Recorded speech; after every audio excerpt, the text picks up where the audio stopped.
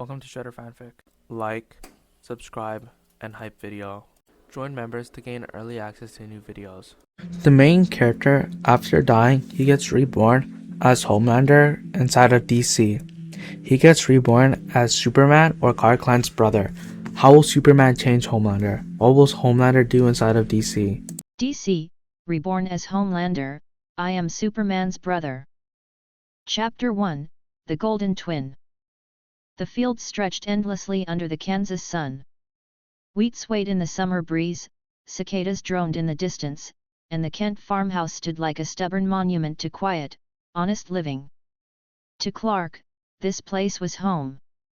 To me, it was a stage. I had grown up here just like he did, same crib, same bedtime stories, same gentle lectures from mom and dad about being good boys, about helping people. But where Clark absorbed those lessons with wide-eyed sincerity, I always felt something else brewing inside me. I knew why. I wasn't just another Kent boy. I wasn't even just his twin. I was me. Homelander dropped into the DC universe with the face of a son Martha Kent had never asked for. Come on, you two. Jonathan's voice carried across the field. Fence isn't gonna fix itself. Clark was already jogging toward him, all eager to help. I walked slower, hands in my pockets, wearing the smile people always trusted. Dad, I called, cheerful and smooth, you really think two strapping young farmhands like us can't handle a few boards? We'll have it looking good as new in no time. Jonathan chuckled, shaking his head. That mouth of yours, son. Always a salesman. Clark grinned. He's not wrong, Dad. We can do it fast. I put an arm around Clark's shoulder, squeezing just enough for him to notice the strength in me. See? Teamwork, hey? You and me, buddy. Always. My voice was warm, supportive, but there was weight behind the words. Clark laughed lightly. He never saw what I remembered. That one day, he'd be Superman. The Golden Boy. The Savior. And me? His shadow. Or maybe his rival. We worked on the fence. Clark lifted boards like they weighed nothing. I matched him, never letting myself look weaker. The sun burned on our backs, and I let the silence stretch until I broke it. You ever think about what makes us different? I asked, voice calm, conversational. Clark glanced at me, then away. Different how? I tilted my head, smiling that perfect smile. I don't know. Stronger than everyone else. Faster. Better. Don't you feel it? Like maybe we're above all this. I gestured at the dirt, the wood, the farm that tied us down. Clark frowned. Mom and Dad say we're supposed to use what we can do to help people. To fit in. Sure, I said smoothly, patting him on the back. Fit in. Right. My eyes lingered on him, watching his sincerity. He really believed it. That was the difference between us. He wanted to belong. I wanted to lead. When dinner came, Martha set the table like always. Roast chicken, potatoes, corn. Clark ate with that farm boy appetite. I leaned back in my chair, cutting my meat with careful precision. So, Mom, I said with an easy smile, what's the word around town? Folks still talking about the Kent boys being a little different. Her eyes flicked to Jonathan, then back to me. You know better than to ask questions like that at the table, she said gently. Clark looked down, a little embarrassed. Nobody notices, he said. I gave a small chuckle, raising my glass of milk. Good. Because if they did, I'm not sure they'd be ready for what we really are. The room went quiet. Jonathan gave me that stern father look, the kind that said watch yourself. Clark just shook his head. He thought I was joking. But I wasn't. Because I remembered the future. I knew what kind of world this was. Gotham wasn't far. Metropolis wasn't far. And sooner or later, people would look up at the sky, desperate for someone to save them. They'd get Clark. They'd worship Clark. But they'd fear me. And that sounded just fine. Chapter 2, Smallville School Years. The school bell always rang too loudly in my ears. Not because of the bell itself, but because my hearing could pick it up from halfway down the block. It was one of those things I got used to pretending I didn't notice, just like the way kids' heartbeats quickened when they saw me smile, or the way whispers stopped when I walked past. Clark never noticed. Or if he did, he pretended better than I did. He shuffled through the halls with books pressed to his chest, polite nods to classmates, trying so hard to fit in with kids who would never be his equals. I walked beside him, same face, same height, but never the same presence. I didn't need to try. People noticed me. "Morning, boys," Mrs. Harper, our homeroom teacher, said with a smile as we entered. "Right on time as always." Clark muttered a soft morning, slipping into his seat. I stopped at her desk, setting down my books neatly. "Good morning, Mrs. Harper," I said in that warm, steady tone, like I had all the time in the world just for her. "How's your husband doing? Still fixing up that old Chevy?" Her eyes lit up. "Why yes, he is. You've got a good memory." I smiled, just enough to make her feel like she was the most important person in the room. "Well, folks like you and him keep this town running. Wouldn't want to forget that." Her cheeks colored. "You're very kind." I turned and slid into my seat next to Clark, who was already unpacking his books. He leaned closer, whispering, "Why do you do that?" I looked at him, keeping my voice just for him, low and calm. "Because, Clark, people like it when you see them. Makes them feel special.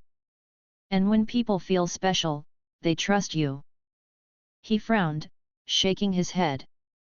"We're not supposed to use people like that." I smiled wider, patting his shoulder. "I didn't say use them. I said trust. That's a good thing, isn't it?" He didn't answer. He never really knew what to say when I talked like that. The lesson dragged on, math problems and history questions that were too easy for either of us. I didn't need to study to ace them. Clark studied hard and still did fine. But the teachers always wrote little notes on my papers: "Excellent insight, wonderful effort," as if I had charmed the ink itself. At lunch, we sat at the same table we always did. Lana Lang passed by, her red hair tied back, her laugh carrying across the cafeteria. Clark's eyes followed her like a puppy's. I noticed, of course. "Why don't you go talk to her?" I asked, unwrapping my sandwich slowly. Clark's face flushed. I don't know what I'd say." I leaned back, folding my arms. "You say hello, Clark. It's not complicated. Girls like it when you're confident. Trust me. I don't want to bother her." I chuckled. "You're not bothering her. She'd probably like it. But you're too busy worrying about being polite." I shook my head, then leaned forward. "Tell you what. You want me to show you how it's done?" He shot me a warning look. "Don't, please." I smirked, standing up anyway. "Relax, buddy. I'll be gentle." Crossing the cafeteria, I walked straight to Lana's table. Her friends looked up, their chatter cutting off. I gave them that easy, golden smile. "Hey, Lana," I said warmly. "That science project you did last week, Mr. Reynolds couldn't stop talking about it. You've got a real knack for this stuff." Her face lit up, caught off guard. "Oh, thank you. That's nice of you to say." I leaned slightly on the table, keeping my tone light, friendly, never overstepping. Not nice, just true. Anyway, just wanted to say keep it up. You're making Smallville proud. Her friends giggled, and Lana smiled wide, brushing her hair back. Thanks. I nodded once, then walked away, leaving her glowing. When I sat back down across from Clark, he stared at me, half annoyed, half impressed. See? I said, biting into my sandwich. Easy. Now she's smiling, and all I had to do was talk to her like she mattered. Clark shook his head. You make it sound so simple. Because it is. I leaned closer, lowering my voice again. Clark, you've got all this strength, all this power. But what's it worth if you can't even say hello to a girl? Power isn't just what you can do with your hands. It's what you make people feel. He stared down at his tray. I knew he was thinking about it, even if he didn't want to admit I was right. The rest of the day went by like any other classes, chores, the ride home on the bus. Kids gave Clark polite nods. They gave me smiles, laughs, waves. When we stepped off the bus, Jonathan was waiting by the truck. How was school? He asked, as we climbed in. Good, Clark said. Great, I said at the same time, smiling wide. Clark aced his quiz, and I think Lana Lang's science project got half the cafeteria talking. Jonathan glanced at Clark, who turned red. That right? I patted Clark on the back. This guy's sharper than he lets on. Don't let him fool you, Dad. Clark muttered, you don't have to say that.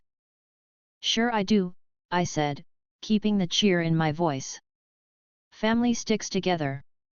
Right. Jonathan gave a nod, satisfied. Clark stayed quiet. That night, after chores and dinner, I stood out by the barn, looking up at the sky. The stars stretched forever, and I knew because of the memories I carried that somewhere out there was Krypton, destroyed long before I was born here. Somewhere out there was a destiny waiting for Clark. And me? I didn't need destiny. I had presence. Clark walked up beside me, hands in his pockets. You're different, he said quietly. I smiled without looking at him. So are you. He hesitated. I don't mean like that. I mean, you act different. Like you already know who you're supposed to be. Finally, I turned, meeting his uncertain gaze. I put a hand on his shoulder, firm, reassuring, but heavy with meaning. Clark, I said in that calm, steady tone, I know exactly who I am. And someday, you will too. Until then, you stick with me. I'll make sure no one ever forgets the Kent boys. He didn't argue. He just looked at me, then back at the stars.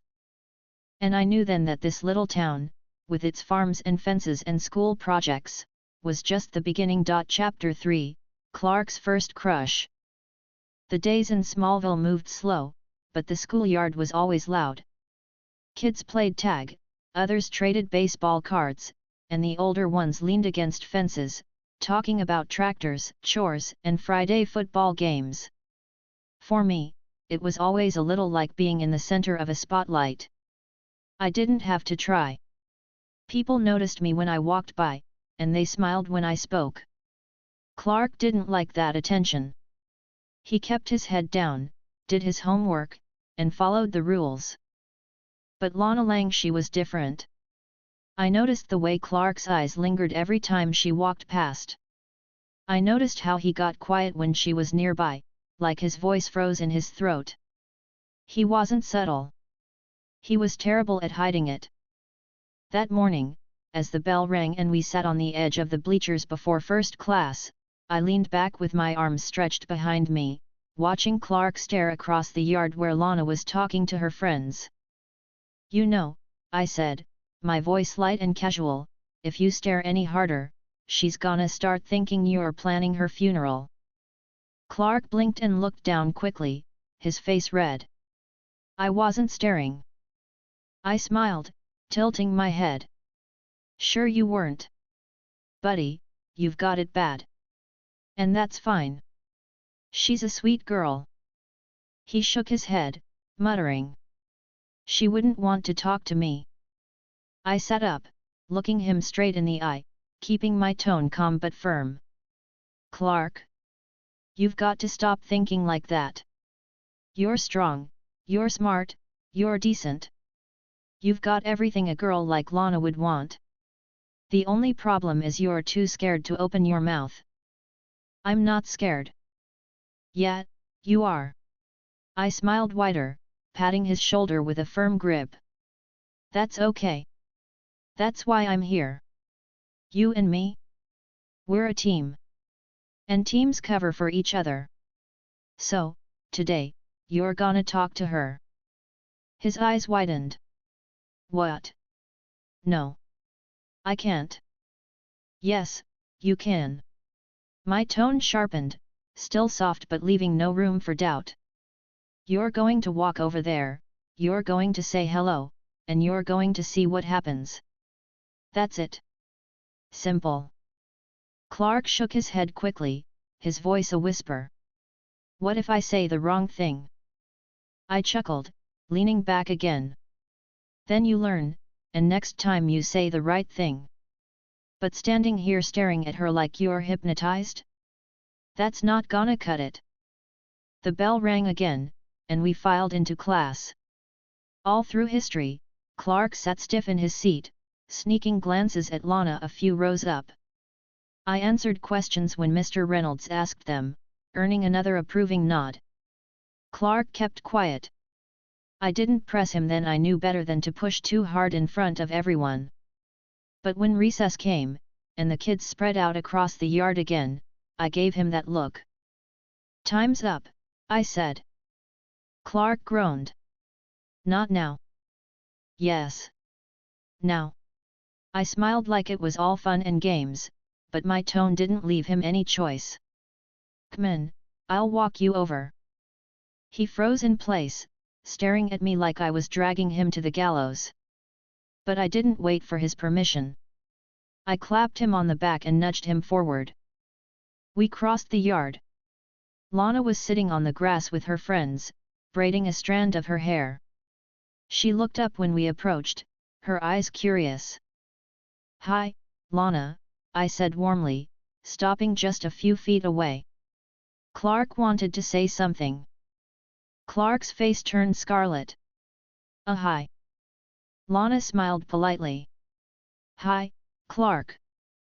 Clark shifted from foot to foot, words caught in his throat. The silence stretched, and his friends started to glance between each other. I stepped in smoothly, keeping my tone light. Clark was just saying he thought your science project last week was pretty impressive, I said. Didn't you, Clark? Clark nodded quickly. Yeah. It was really good. Lana brightened. Thanks. I worked hard on it. Clark managed a weak smile. You did a great job. There you go, I said, clapping my hands together softly. That wasn't so hard, was it? I turned to Lana, lowering my voice like I was sharing a secret. You'll have to forgive him, he's a little shy. But he means well. Her friends giggled again, and Lana gave Clark a kind smile. It's okay. I think it's nice. Clark's shoulders relaxed just a little, his blush still burning but his smile real this time.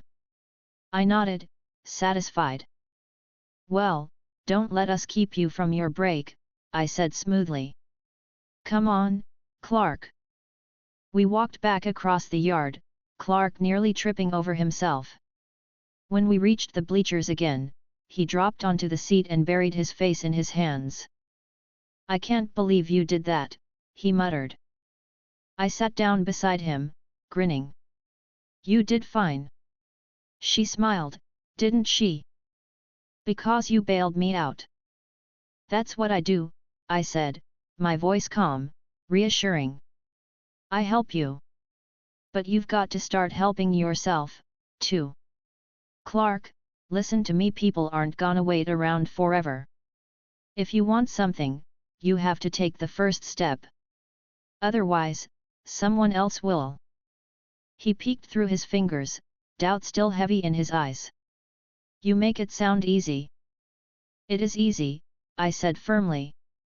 The only thing making it hard is you. The bell rang again, ending recess. Clark didn't say much the rest of the day, but I could see him thinking, replaying the moment over and over. That was good. That meant I had gotten through to him. When the bus dropped us off at the farm that afternoon, Jonathan was waiting with a sack of feed slung over his shoulder. Boys, he said with a nod. How was school? Good, Clark muttered. I smiled. Better than good. Clark talked to Lana today. Jonathan raised his eyebrows, looking at Clark with surprise. Is that so? Clark turned red again. It wasn't a big deal. Jonathan chuckled. It's a big enough deal. Good for you, son. Clark mumbled something under his breath and headed toward the barn to help with chores. I stayed behind for a moment, watching him go. Jonathan studied me. You pushed him, didn't you? I smiled, folding my arms. He needed a little push. You know, Clark, he'd rather hide than take a chance. I'm just helping him come out of his shell. Jonathan nodded slowly. Just make sure you don't push too hard. He's got to find his own way. Of course, I said smoothly, my voice warm and steady. I'd never do anything but help him. Jonathan gave me a long look, then went back to his chores. I followed Clark into the barn, where he was stacking hay bales with ease. You mad at me? I asked, leaning against the wall. Clark shook his head. No. I wish I was more like you. You always know what to say. I walked over, putting a hand on his shoulder again. Clark, you don't need to be like me. You just need to stop doubting yourself. You're stronger than you think. He looked at me, uncertain but hopeful. You really think so? I smiled wide, steady, unwavering. I know so. And in that moment, I wasn't just his brother. I was his guide. Chapter 4, Smallville Football Game. The days at Smallville High always carried the same rhythm: classroom chatter, dusty hallways, the hum of tractors in the distance. But the moment football season rolled around, the entire school shifted. The banners went up in the gym. Cheerleaders practiced outside on the lawn. Coaches barked across the fields until their voices cracked. Smallville was a football town. Everybody knew it. The games pulled families from across the county, packing the stands until the metal bleachers shook with the stomping of boots. The farm boys became stars under those lights, and the whole school bent around them. Clark never wanted to be part of that. He kept his head down, kept his powers tucked away like secrets that might hurt someone if they ever slipped out. But me? I liked the way eyes followed us when we walked down the hall. I liked the whispers. That morning, it started with Coach Daniels catching us in the hallway. He was a wide man with a whistle hanging around his thick neck, his polo shirt stretched over his belly. Boys, he said, his voice carrying the weight of someone who thought himself the king of the schoolyard. Clark, I've been watching you in gym class. You ever think about trying out for football? Clark froze, books clutched to his chest. I don't think so, sir. I smiled, stepping in. Coach, come on. Look at him, built like a linebacker, faster than anyone out there. You're telling me you don't want him on your team? The coach chuckled, nodding. That's exactly what I'm saying. Kid's got natural ability. Tryouts are this week. You think about it, Clark. When he left, Clark turned to me with wide eyes. Why would you say that? I raised my hands, grinning. What? I'm just pointing out the obvious. You'd kill it out there. That's exactly the problem, he hissed, keeping his voice low. I'd hurt someone. You know I would. I put a hand on his shoulder, squeezing just enough for him to feel the weight behind it. My voice dropped to that steady, controlled calm. Clark, listen. You're not gonna hurt anyone if you've got control. And what better way to learn control than out there, on the field? You get to push yourself, test yourself, and nobody bats an eye. It's perfect. He shook his head quickly. Dad would never let me. I leaned closer, smiling. Then don't tell Dad until after tryouts. Sometimes you've got to show people what you can do before they realize you're ready. Clark stared at me, uncertain, chewing over the thought. I could see him wavering. That was all I needed. At dinner that night, Martha set the table like always. Roast beef, mashed potatoes, green beans. Jonathan bowed his head, we said grace, and then he dug in. Clark sat quiet, barely eating. I waited until halfway through before I spoke. So, Coach Daniels thinks Clark should try out for football, I said casually, cutting into my beef. Clark dropped his fork with a clatter. You didn't have to tell them. Jonathan looked up sharply. Football? Is that true, Clark? Clark stammered. He just asked. I told him I wasn't interested. I smiled, wiping my mouth with a napkin. Which is crazy, because he'd be the best guy out there, hands down. Big, strong, fast. He's made for it. Jonathan's eyes narrowed. Clark, you know why that's not a good idea. Clark looked down, his voice barely above a whisper. I know. Martha reached over, touching his arm gently. Sweetheart, you can't risk showing what you can do. I set my fork down, leaning forward, my tone calm but firm. Mom. Dad. He doesn't have to show everything. He just has to be better than the other kids, which he already is. Nobody's going to question it if he holds back a little. You think the school wouldn't love to have a Kent leading the team? Jonathan's voice hardened. That's not the point. The point is responsibility. Football isn't the place for him to figure that out. I smiled again, easy, confident. Or maybe it's exactly the place. You want him hiding forever? At some point, people are gonna notice anyway. At least this way, it's on his terms.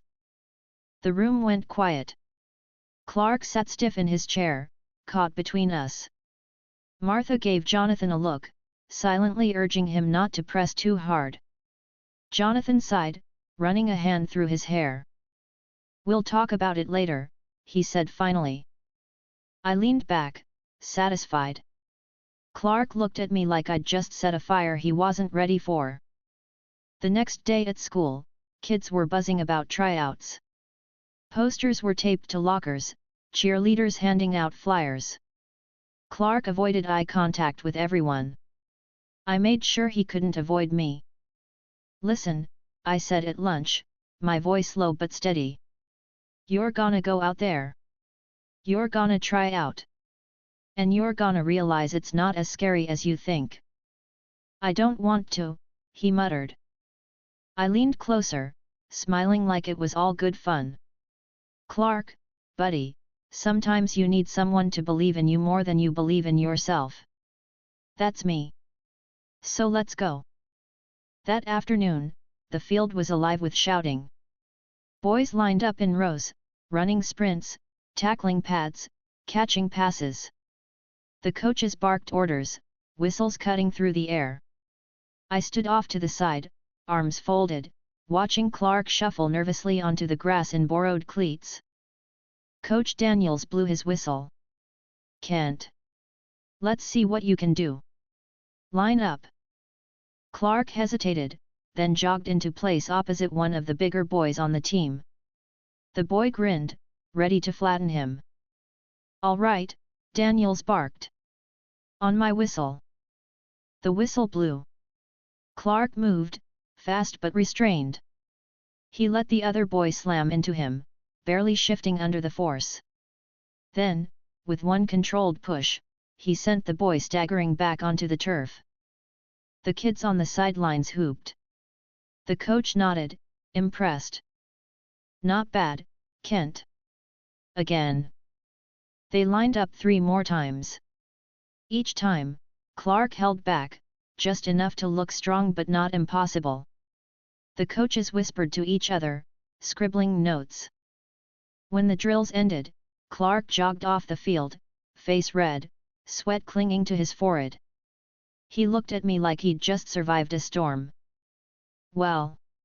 I asked, smiling wide. "What did I tell you?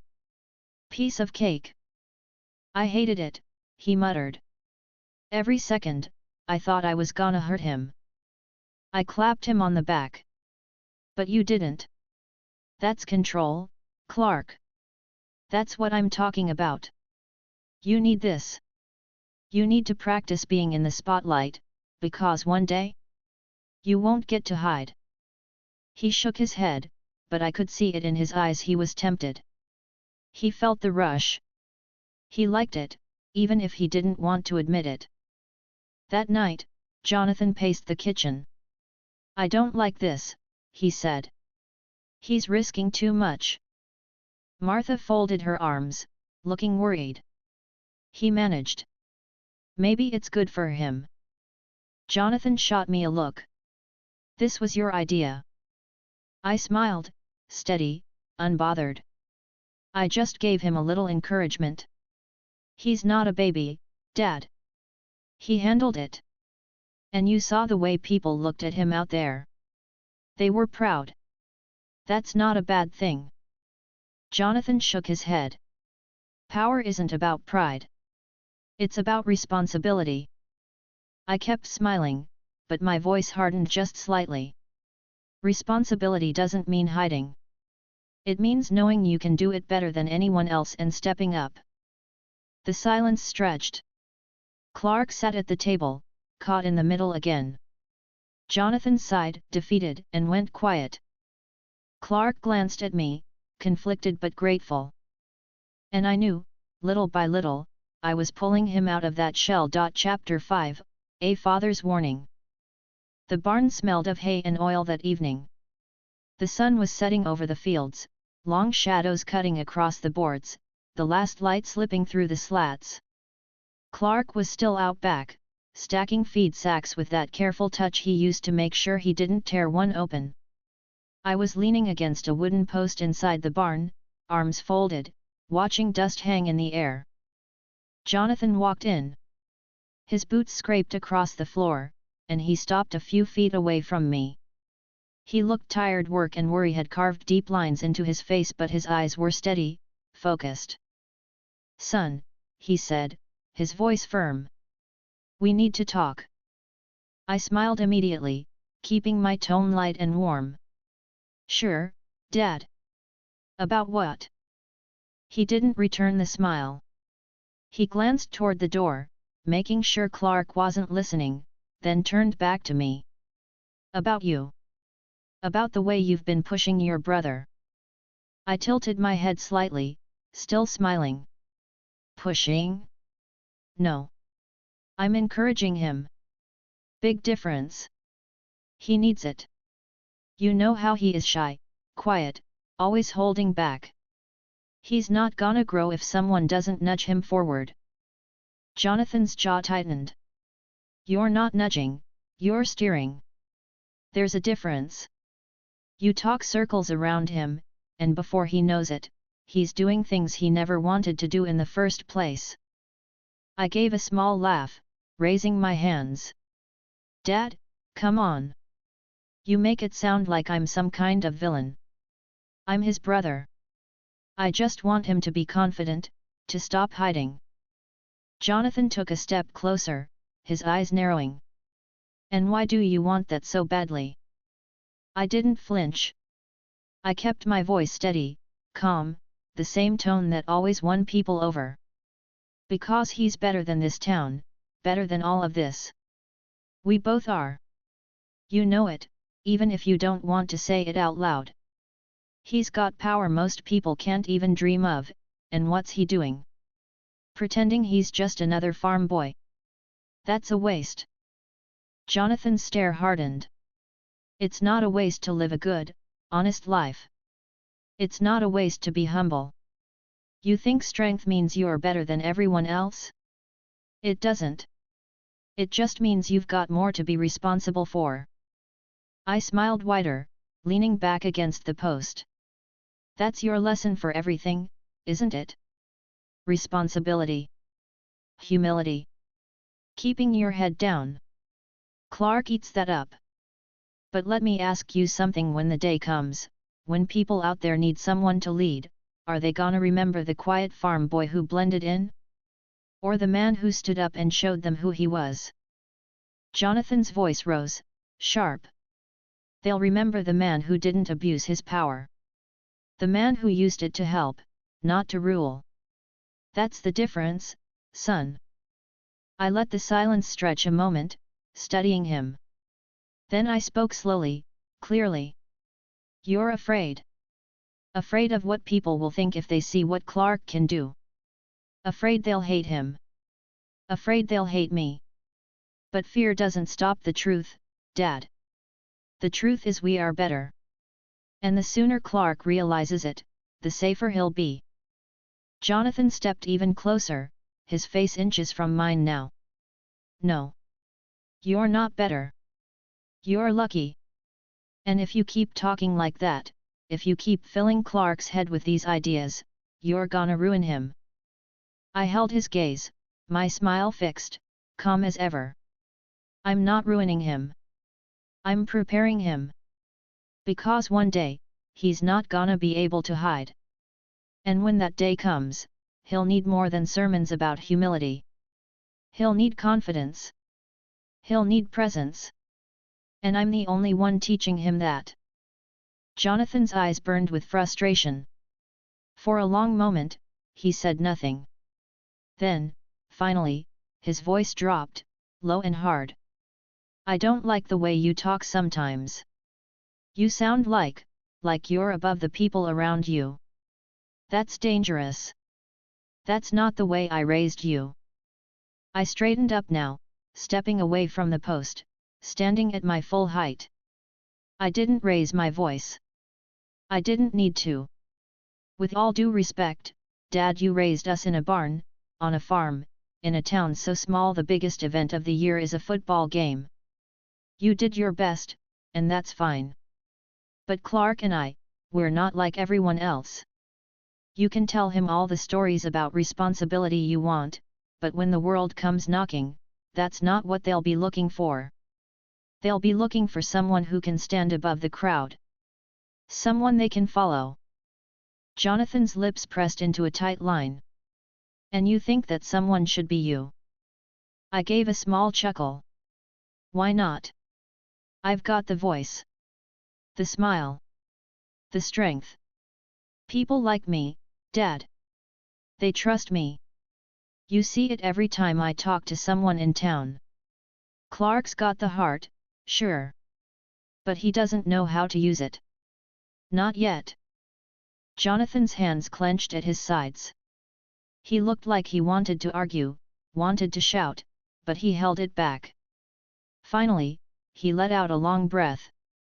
I don't know what's gotten into you lately. Maybe it's just growing up. But I need you to understand something. Power isn't for showing off. It isn't for making people look at you. It's for helping. Quietly. Humbly. If you can't understand that, then you're going down a dangerous road. I smiled, calm as ever, even as he spoke with that heavy seriousness. I understand perfectly. I just don't agree. Jonathan stared at me for a long time, like he was trying to see something deeper, trying to figure me out. Then he finally turned, walking toward the door. Before he left, he stopped, his back still to me. "Clark listens to you," he said quietly. "Maybe more than he listens to me. Don't abuse that. Don't make him something he's not." I didn't answer. I just watched him walk out of the barn, the door creaking shut behind him. A few minutes later, Clark came in, wiping sweat from his forehead, looking between us curiously. "Everything okay?" he asked. I smiled immediately, warm and bright. "Of course, buddy. Dad and I were just having a talk." Clark frowned slightly. "About what?" I put a hand on his shoulder, squeezing it like I always did. "About how special you are. About how you've got more in you than anyone else. And one day, you're gonna show the whole world." Clark gave a nervous laugh, shaking his head. "I don't know about that." I leaned closer, my smile unwavering. "I do. Trust me, Clark. I know." He nodded slowly, uncertain but comforted by my confidence. And just like that, the doubt in his eyes softened. Jonathan's warning still echoed in my ears, but I brushed it off. Clark didn't need more sermons about being humble. He needed someone to remind him he was meant for more than this farm, more than this town. That was my job. And I was going to make sure he never forgot it. Chapter 6, Clark's first game night. Friday nights in Smallville didn't need clocks. You could tell what time it was just by listening. By sunset, you'd hear the band warming up, brass horns and drums echoing across the fields. Then the floodlights would snap on above the high school stadium, washing the whole place in harsh white. Pickup trucks lined the lot, families in folding chairs, concession stands filling the air with popcorn and hot dogs. For this town, there wasn't anything bigger. Tonight, Clark was part of it. I stood with him just outside the locker room as the team finished getting ready. The muffled sound of helmets being slammed on and kids psyching each other up filled the air. Clark leaned against the wall, his shoulders stiff, his helmet clutched in both hands. His face was pale. "You nervous?" I asked, smiling as if the answer wasn't obvious. He glanced at me, then looked away. "Yeah." "Good," I said calmly. "That means you care." I reached over, gripping his shoulder firmly. "Listen, Clark. This is your night. You walk out there, you show them what you can do even holding back, you're gonna look like a star. And when the whole town cheers your name, you're gonna realize something." He swallowed. "What's that?" I leaned in slightly, my voice steady, warm. "That you were never meant to hide." The locker room door swung open. Coach Daniels stepped out, already sweating under his cap. He spotted Clark. "Can't. You ready?" Clark hesitated. I cut in immediately, smiling at the coach. "He's ready, coach. He's been ready." The coach grinned. "Good man. Get in there." Clark shot me a worried look as he walked past, but I just gave him a reassuring nod. The stands were already packed. Martha waved at us from halfway up, Jonathan sitting stiffly beside her with his arms crossed. The whole town seemed to be there, farmers, store owners, kids in school colors. The band played a loud march, the cheerleaders shook their pom-poms, and when the announcer's voice boomed through the speakers, the crowd erupted. The team charged out of the tunnel in their red and white uniforms, helmets glinting under the lights. Clark was in the middle, number 32 stretched across his chest. He didn't wave. He didn't smile. But the crowd cheered all the same. I stayed down by the fence, close enough to hear the players and the coaches. I wanted to see every moment up close. "All right, Kent." Daniels barked, clapping Clark on the back. "You're starting at linebacker. You've got the size. Don't overthink it. Get in there and hit somebody. Clark nodded stiffly, pulling on his helmet. The whistle blew, and the game began. From the first snap, Clark stood out. Not because he showed his real strength, he didn't, but because even holding back, he was sharper, faster, steadier than anyone else on the field. When the ball carrier came charging his way, Clark moved with controlled precision. He wrapped the boy up, brought him down clean, and stood without so much as a scratch. The crowd roared. Can't! Can't! Can't! Up in the stands, Martha clutched her hands together, nervous but proud. Jonathan didn't cheer. His jaw was tight, his eyes fixed on the field. Another play. Clark broke through the line, knocking two blockers aside just enough to make it look real, then stopping the runner before he could cross midfield. More cheers. The band struck up a tune, and kids in the student section shouted his name again. I leaned on the fence, smiling. That was it. That was what I wanted for him. To stop shrinking, to stop pretending he wasn't different. To feel what it was like to stand above the rest. During a timeout, Clark jogged to the sideline, pulling his helmet off.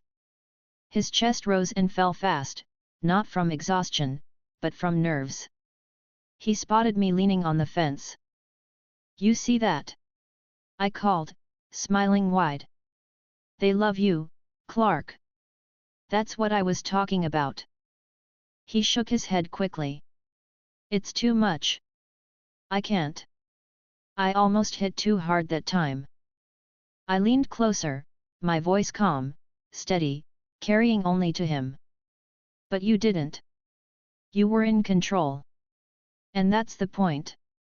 You can do this. Just enjoy it. Trust me. He hesitated, then nodded, pulling his helmet back on. The game rolled on. Clark played every down on defense, and every time the ball came near him, he made the stop. Coaches praised him, teammates slapped his helmet, the crowd chanted his name louder each quarter. Up in the stands, Jonathan finally leaned toward Martha. I caught his words with my hearing. He's too visible, Jonathan said. He's drawing too much attention. Martha touched his arm softly. He's doing fine, Jonathan. He's not showing anything he shouldn't. Maybe this is good for him. Jonathan shook his head, his voice low. Good? Or dangerous? It only takes one mistake. I smiled to myself. Jonathan saw danger. I saw opportunity. By the fourth quarter, Smallville was ahead by 2 touchdowns. The crowd was electric, stomping the bleachers, chanting the team's name. Clark was breathing hard now, sweat dripping down his face, but he hadn't made a single mistake. Then came the last play. The opposing team's quarterback dropped back, scanning the field.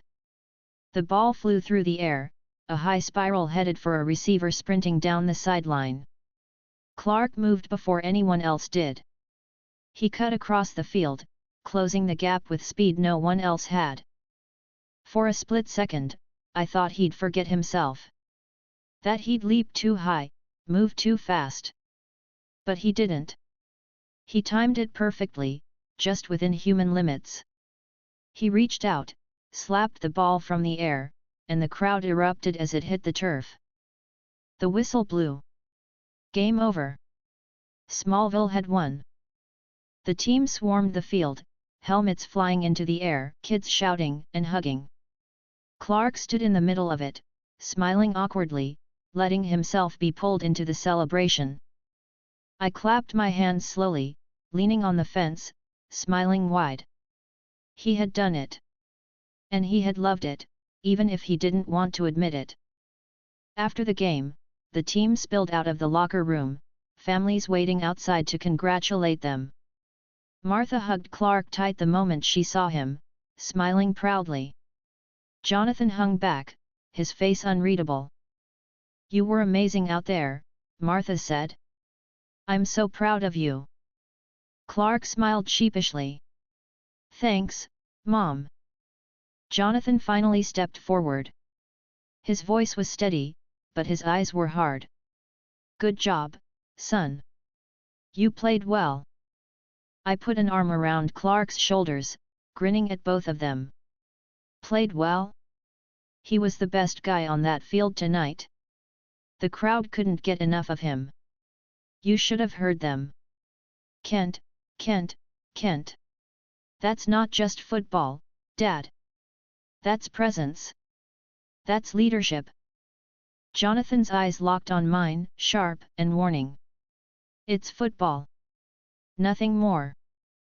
I smiled wider, calm as ever. Maybe to you. But to the rest of this town? Clark just became someone to look up to. Clark shifted uncomfortably between us, glancing from Jonathan to me. Martha noticed the tension and quickly touched Clark's arm. Why don't we get home? You boys must be hungry. That night at the farmhouse, Clark sat at the table in his undershirt, eating leftovers with quiet enthusiasm. Martha fussed over him, piling his plate higher. Jonathan sat across from him, still quiet, his eyes distant. I leaned back in my chair, sipping milk, smiling. See? Didn't I tell you, Clark? You handled it.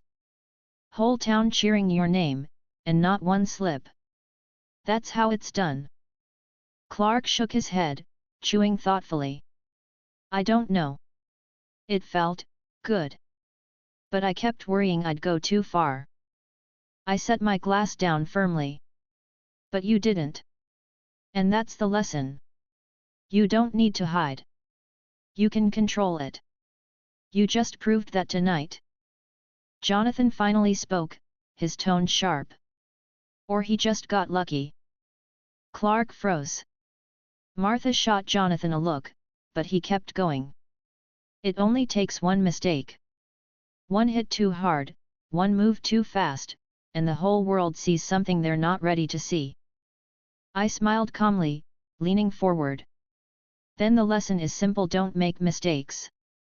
And Clark just showed he doesn't have to. Jonathan's eyes burned into mine. You're teaching him the wrong things. I held his stare, my smile unwavering. No, Dad. I'm teaching him the things he's gonna need. Confidence. Presence. Control under pressure. Tonight was proof. Clark shifted uncomfortably again, his fork clinking against the plate. Can we not argue?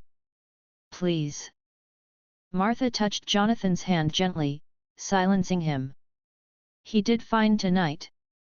Let's not ruin it. The table went quiet. Clark finished his plate, looking both proud and uneasy. Jonathan stayed silent, his jaw tight. I leaned back again, satisfied. Clark had tasted what it meant to stand out. To be cheered. To be seen. And once you felt that, you didn't forget it. No matter what Jonathan said. Chapter 7, Clark draws jealousy.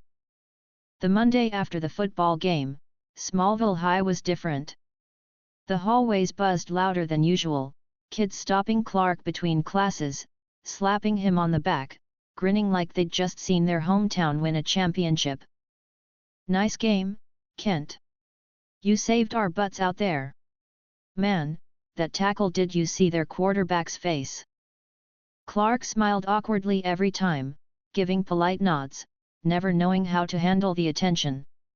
He wasn't used to it. He wanted to shrink, but the more he tried to fade, the more kids seemed to notice him. And me? I noticed everything. I saw the way Lana smiled a little brighter when she passed him in the hallway, the way her friends whispered behind their hands. I saw the way teachers looked at him like they were proud of more than just his test scores. But I also saw the other side. Not everyone liked the new star. Some kids had been comfortable at the top of the school's little food chain, and now they were being shoved aside. Resentment was brewing, and it didn't take long before it found Clark. It was after lunch, in the courtyard behind the gym. Clark and I were walking toward class when Brett Collins stepped in front of us. Brett was a junior, taller than most, with a wide frame from years of farm work. He had been one of the football team's stars before Clark joined, and he wasn't smiling now. "Well, if it isn't Smallville's golden boy," Brett said, crossing his arms. Clark stopped, clutching his books a little tighter. "Hey, Brett!" Brett sneered. "You think you're real hot stuff now, huh? One game, and suddenly everybody's chanting your name like you're some kind of hero." Clark shook his head quickly. "I don't think that." "Oh yeah." Brett stepped closer, his chest puffed up. "Then why's everyone talking about you instead of the rest of us? You think you're better than me?" Clark glanced at me, his face red. He shook his head again. "No. I just played my part." I stepped forward, smiling wide, my tone smooth and calm. "Brett. Come on. Don't be sore. Clark had a good game, sure, but so did you. Whole team worked hard. You should be proud." Brett's eyes flicked to me, and I saw the flash of irritation there. He didn't like me cutting in. "I'm not talking to you." I kept smiling, my voice still warm, but firmer now. "Sure you are. Because what you're really saying is you don't like the way people are looking at Clark. And you're wondering if that means they're not looking at you anymore." Brett's face twisted. "You always got something to say, don't you?" I didn't flinch. I tilted my head slightly, my tone never losing that cheer. "I say what's true. And the truth is you're jealous. That's what this is." The crowd around us was growing. Kids had started to gather, sensing trouble. Clark shifted uncomfortably, glancing at them. "I don't want to fight," he said quickly. "I didn't ask for any of this." Brett stepped even closer, practically chest to chest with Clark now. "Then maybe you should quit the team." Clark's jaw tightened. He didn't answer. He couldn't without giving himself away. I stepped between them, my hand on Clark's chest, gently moving him back. My smile never wavered. "All right, that's enough." My voice cut through the air, calm but commanding. "Brett, listen. You don't want to do this. Clark doesn't want to fight you. And trust me, you don't want to fight Clark." Brett's eyes narrowed. "What's that supposed to mean?" I leaned slightly closer, my voice lowering just enough that only he and a few nearby could hear. "It means you're gonna lose. And when you do, it won't just be one game you've lost. It'll be the whole town. Because right now, everyone's looking at Clark like he's something special. And if you push this, they're gonna see you as the guy who couldn't handle it." Brett froze, his jaw working, the weight of my words hitting him harder than any punch. The crowd waited, silent now. Finally, Brett scoffed, stepping back. "Whatever. He's not that great." He turned and shoved his way through the circle of kids, storming off. The tension broke immediately. Kids whispered, some laughed nervously, others clapped Clark on the back again. Clark's face was still red as we walked away, the crowd dispersing behind us. "Why did you say that?" Clark muttered as soon as we were clear. "Because it's true," I said simply. "You made it sound like I'd beat him up." I smiled at him, calm, reassuring. "Clark, you don't need to swing a fist to win. You already did. That's what tonight was about. He tried to challenge you, and he lost before it even started. That's presence. That's power. And you didn't even have to throw a punch." Clark shook his head, frowning. "I don't want to fight people. I don't want them to think I'm dangerous." I put a hand on his shoulder, firm and steady. "Then don't fight.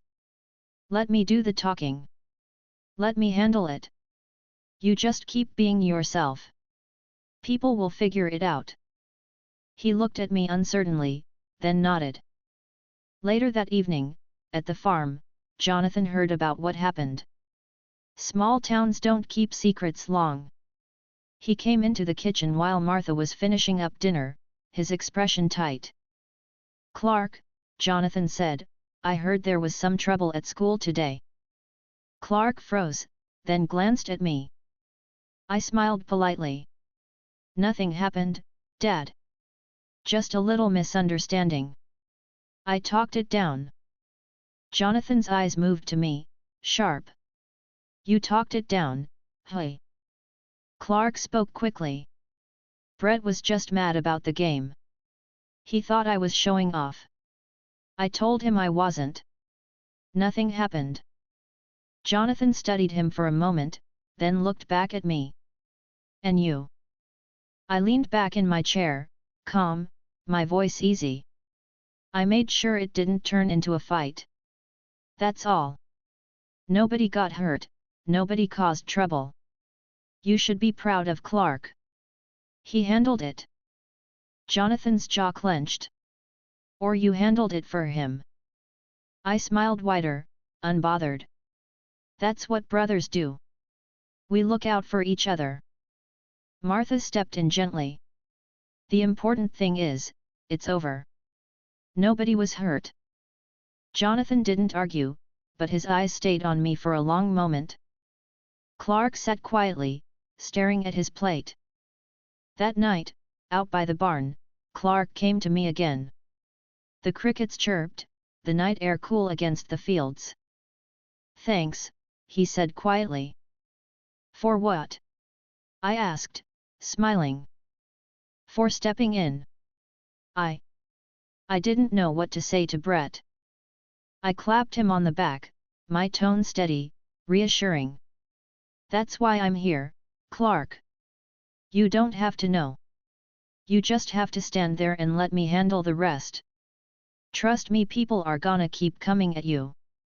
They're gonna be jealous, scared, angry. But you? You don't need to lift a finger.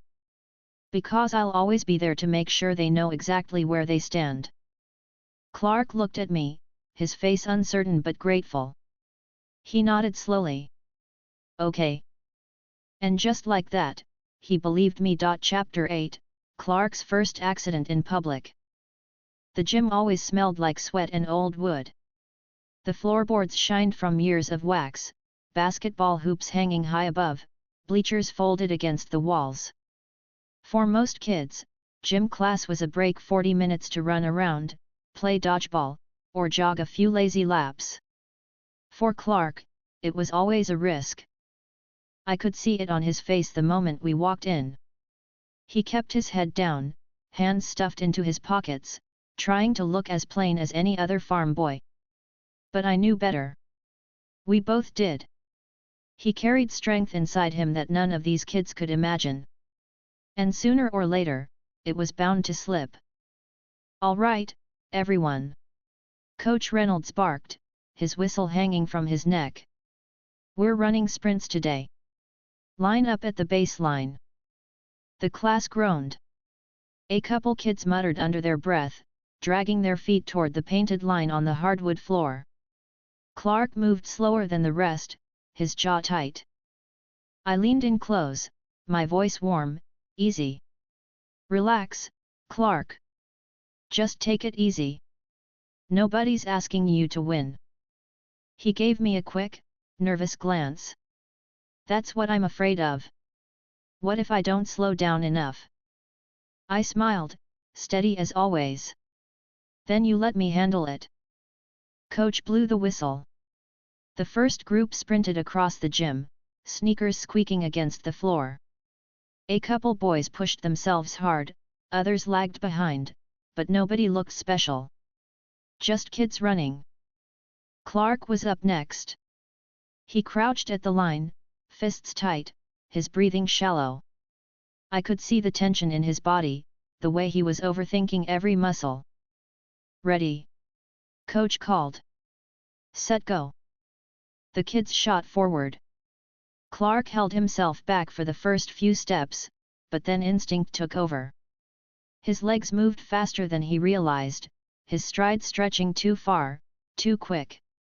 Within seconds, he was halfway down the court, leaving the others far behind. "Come on, Clark," someone shouted.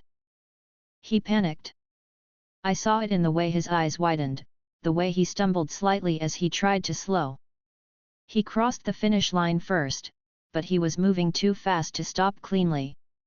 His foot hit the edge of the wall, and with a sickening crack, the wooden panel splintered under the force. The gym went silent.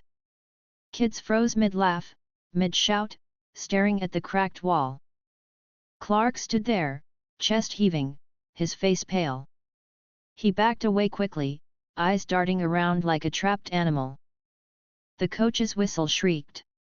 "Kent," he barked, storming forward. "What the hell was that?" I stepped in instantly, my voice calm, steady, cutting through the tension. "Coach, relax. It was an accident." Reynolds turned on me. "Accident?" "He just put a hole in the wall." I gave him my best easy smile, hands raised in a show of innocence.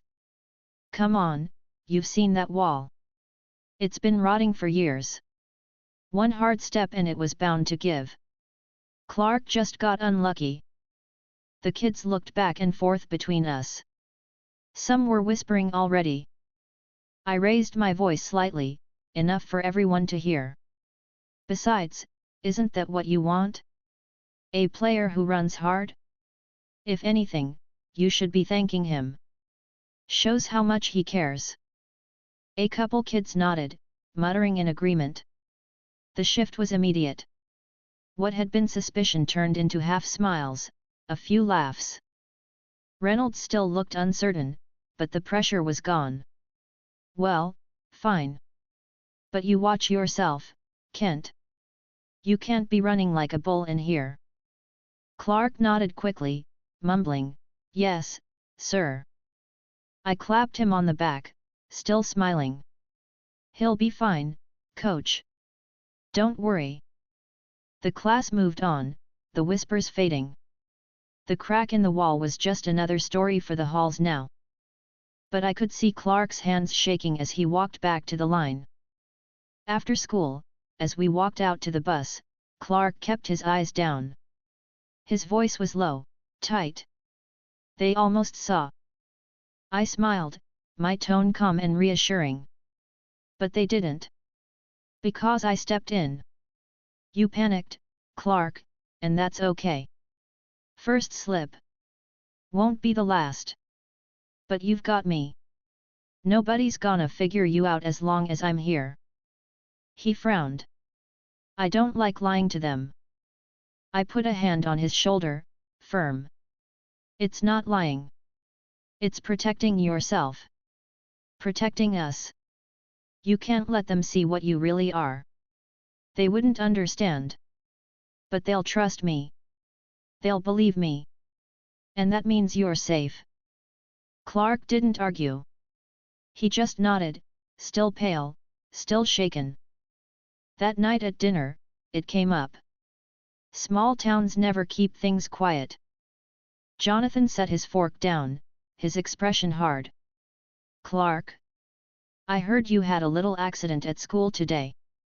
Clark froze, then glanced at me. I jumped in smoothly, smiling. "It wasn't a big deal, Dad." He tripped. "Old wall gave way, that's all." Jonathan's eyes flicked to me, sharp. "That's not what I heard." Clark's voice was small. "I didn't mean to. I ran too fast." Jonathan's jaw tightened. "That's exactly what I've been warning you about. One mistake, and suddenly people are asking questions." Martha reached over, touching Jonathan's arm gently. "No one was hurt. It was just a wall." I smiled wider, leaning forward. "Exactly. Nobody's suspicious. I already made sure of that. To them, it was just bad luck. That's all. Jonathan's eyes stayed on me, cold. And how long do you think you can keep talking your way out of this? One day, it won't be a wall. One day, someone's going to get hurt. I kept my tone calm, polite, unshaken. Then we make sure that day never comes. He learns control. He keeps practicing. Tonight was proof he can hold back. He didn't even scratch anyone. Clark looked at me, torn between relief and guilt. Jonathan looked like he wanted to argue more, but Martha's hand on his kept him silent. The table went quiet. Later, in the barn, Clark stood with his arms crossed, staring at the floorboards. I leaned against a post, watching him. I hate it, he muttered finally. I hate worrying all the time. Every step, every move I feel like I'm going to mess up. And today I did. I stepped closer, smiling calm and steady. But you didn't mess up. Not really. Nobody saw what you are. Nobody knows. That's what matters. He shook his head. What if I can't keep hiding it? I gripped his shoulder firmly, my voice low but clear. Then I'll hide it for you. Clark, you've got me. You don't have to be scared. If you slip, I'll fix it. Every time. That's what brothers are for. His eyes lifted slowly, meeting mine. There was uncertainty there, but also trust. Okay, he said quietly. I smiled wider, never breaking my calm. Good. Now, let's get some rest. Tomorrow's another day. And just like that, the fear in him softened, replaced by the comfort of my certainty. He didn't see it as manipulation. He saw it as protection. And I was fine with that. Chapter 9, another close call. The next week started like any other. Cornfields swayed in the wind, tractors rumbled in the distance, and the smell of dust clung to the hallways of Smallville High. But Clark walked with that weight in his shoulders again, like every step might crack the ground beneath him. After the wall incident, he'd been more cautious, quieter, watching his every move. I kept close to him, like always. Watching, guiding. Making sure if anything slipped again, I'd be there to cover it. Because it would slip. It was only a matter of time. And it happened on Wednesday, during football practice. The team was running tackling drills. Boys lined up, helmets on, pads clashing with every hit. The sound of shouts and whistles filled the field under the late afternoon sun. Coach Daniels barked orders from the sideline, sweat staining his cap. Clark was in line, helmet tucked under his arm, jaw tight. He hated drills like these. I could see it in the way his fingers gripped the helmet too tight, the way his eyes kept darting to the other boys. He was terrified of letting go. "All right, Kent," the coach barked. "You're up." Clark stepped forward. Across from him was Brett Collins, the same boy who'd tried to start something after the game. Brett had a grin on his face now, cocky, eager to prove himself. He slammed his helmet down over his head and crouched low. The whistle blew. Brett charged. Clark held back, like always, but Brett came harder than he expected, slamming into him with all his weight. Clark stumbled, his instincts kicking in. He reacted too fast, too strong. His hands shot out, grabbed Brett by the chest, and shoved. Brett flew back 5 feet, landing flat on his back with a loud thud that knocked the wind out of him. The field went dead quiet. Kids froze where they stood. Brett gasped on the ground, clutching his chest, wheezing for air. Clark's face went pale. He stared at his own hands like they'd betrayed him. Coach Daniels stormed over, whistle shrieking. "Kent! What the hell was that?"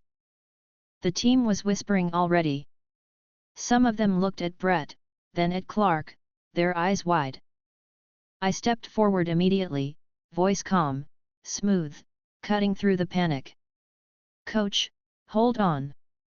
Brett slipped. "You all saw it, he came in too low, lost his footing. Clark barely touched him." Brett coughed, trying to get air. "He shoved me." I crouched beside him, patting his shoulder with a smile. "Easy there, buddy. You hit the dirt too hard, knocked the wind right out of yourself. Happens all the time." I looked up at the others, keeping my voice loud enough to carry. "Right, guys? You've all seen that before." A couple kids nodded hesitantly. One muttered, "Yeah, happens a lot." I grinned wider. "Exactly. No harm done." Coach Daniels still looked skeptical, his hands on his hips. Didn't look like a slip from where I was standing. I stood up, meeting his eye, my tone calm but firm. "Coach, Brett's fine. Just shook up. Give him a minute, he'll be laughing about it. You want to make this into a big deal, or you want to get back to practice?" Daniels scowled, but the authority in my voice carried weight. He glanced at Brett, who was sitting up now, breathing easier. "Fine. But can't," he pointed a finger at Clark. "You watch yourself. One more stunt like that, and you're off the field." Clark nodded quickly, helmet in his hands, eyes down. The coach blew the whistle again, barking at the others to line back up. The whispers died down as the drill continued, the moment fading into just another rough practice story. But Clark stayed quiet, pale, his hands shaking around the helmet. When practice ended, the sun dipping low over the fields, Clark walked beside me in silence. His head was low, his steps heavy. I let the quiet stretch until we were out of earshot of the others. "You saved me," he muttered finally. I smiled, calm, steady. "Of course I did. That's what I do." He shook his head, his voice tight. "I wasn't holding back enough. I threw him. Everyone saw it." I put a hand on his shoulder, firm. "No, they saw what I told them they saw. And they believed it. That's all that matters." "But what if I slip again?" His voice cracked. "What if next time I hurt someone?" I leaned in slightly, my tone sharp but still warm. "Then I'll fix it again. Clark, you're not perfect. You're gonna slip. That's who you are. But I'll always be there. Nobody's gonna find out, nobody's gonna get close to the truth, because I won't let them. That's my job." He looked at me, uncertain, but his eyes softened with trust. "I don't know what I'd do without you." I smiled wide. "Good thing you don't have to find out." That evening, Jonathan heard about it before we even made it home. Word always traveled fast. He was waiting on the porch when we pulled up, arms crossed, his expression hard. "Inside," he said. The kitchen was quiet, Martha standing by the counter with worry on her face. Jonathan didn't sit. He stood, his eyes fixed on Clark. "I heard you knocked Brett Collins halfway across the field today." Clark's face went red. "I didn't mean to." Jonathan cut him off. "That's the second time in a week you've lost control. First the wall, now this. What happens when it's not a wall or a kid who can take a fall? What happens when someone really gets hurt?" Clark looked down, his voice breaking. "I'm trying. I really am. I don't always know how to stop." I stepped in smoothly, smiling. "And that's why I'm there. Nobody thinks anything's wrong, Dad. I handled it." Jonathan turned on me, his eyes sharp. "That's exactly the problem. You keep covering for him. You keep smoothing it over, making it seem like nothing happened. But something did happen. Twice now. He's not ready for this." I didn't flinch. I met his stare, calm and steady. What do you want me to do? Let the whole town start whispering? Let them think he's some kind of freak? That's not happening. I'm protecting him. Protecting us. Jonathan's voice rose, anger breaking through. By lying. By teaching him he doesn't have to face the consequences. That's not protecting him, that's setting him up for worse down the line. Clark's voice cut in, small but desperate. Dad, please. Jonathan didn't look at him. His eyes stayed on me. You think you're helping him. But you're making him dependent. Every time he slips, you swoop in with that smile, those words, and you make it go away. What happens when you're not there?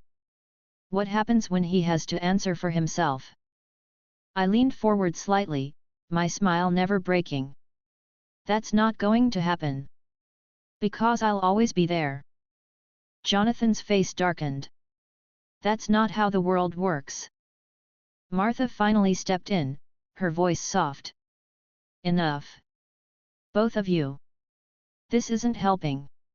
She touched Clark's arm gently. We'll figure it out. Together. Jonathan exhaled sharply, his jaw tight. He turned and walked out of the kitchen without another word. The room went quiet. Clark stared at his plate, guilt heavy in his eyes. I reached over, patting his back. Don't let him scare you. He worries too much. You're fine. We're fine. Nobody's ever going to find out. Not as long as I'm around. Clark nodded slowly, still pale, still shaken. But he believed me. He always did. And that was enough. Chapter 10, School Dance Spotlight. The gym had been transformed. Streamers hung from the rafters, paper lanterns swayed above the floor, and a cheap disco ball turned slow circles, scattering bits of light across the walls. The band was playing in the corner, half students, half volunteers from the community filling the space with clumsy covers of popular songs. The bleachers were pushed back, tables lined with punch and cookies. For Smallville, it was the biggest event of the fall, the Harvest Dance. Clark stood with his hands in his pockets just inside the doors, staring at the floor like it might swallow him. His shirt was neatly pressed, his tie crooked, his hair combed back with too much effort. Martha had fussed over him for half an hour before we left. You look fine, I told him, smiling. My tie was straight, my hair perfect. I didn't need Martha to fix anything for me. Clark muttered, I don't know why I let you talk me into this. I clapped him on the back, my tone calm and steady. Because you needed it. You've been moping all week, hiding in the barn like the walls are gonna protect you.